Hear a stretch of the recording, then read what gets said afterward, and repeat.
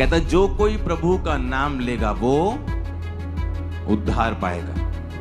उद्धार को जब हम यूनानी भाषा में पढ़ते हैं, जिस ओरिजिनल भाषा में बाइबल लिखी गई थी, उसका मतलब है सोटेरिया, जिसका मतलब है डिलीवर होना, हेल्थ, सेव होना। उद्धार का मतलब सिर्फ आत्मिक उद्धार नहीं है, सिर्फ स्वर्ग जाना नहीं है। उद्धार का मतलब स्वर्ग जाना है, उद्धार का मतलब हीलिंग है, उद्धार का मतलब फाइनेंशियल उद्धार है, फिजिकल उद्धार है, मेंटल उद्धार है, हर तरह का उद्धार है, हर तरह की हीलिंग है जो परमेश्वर आपको देता है। हाँ, उसमें जो आत्मिक स्वर्ग जाना है, आत्मिक अनंत जीवन है, वो टॉप के ऊपर है, वो प्रायोरिटी टॉप के ऊपर है, वो सबसे पहले आता है कि आप अनंत जीवन के वारिस होंगे।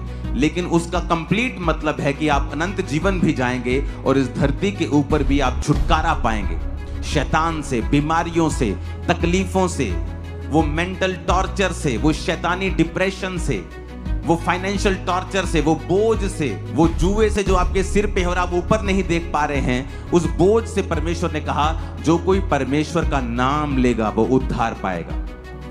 और वचन कहता है कि यहूदियों, 12 आयत में लिखा है, यहूदियों और यूनानियों में कुछ भेद नहीं। इसका मतलब क्या?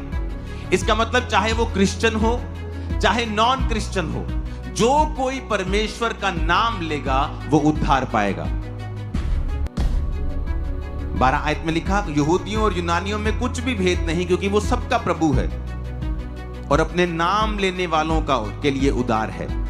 कहता चाहे कोई यहूदी हो चाहे कोई यूनानी हो, यानी चाहे कोई परमेश्वर को पहले से मानने वाला हो चाहे ना हो, जो कोई प्रभु का नाम लेगा वो उद्धार पाएगा।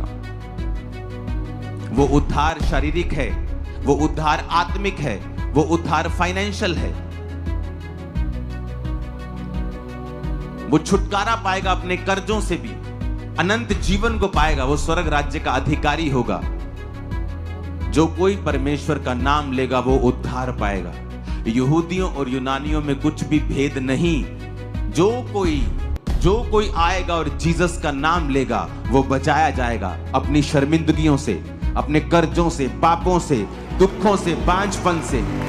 जो कोई, एनीबॉडी।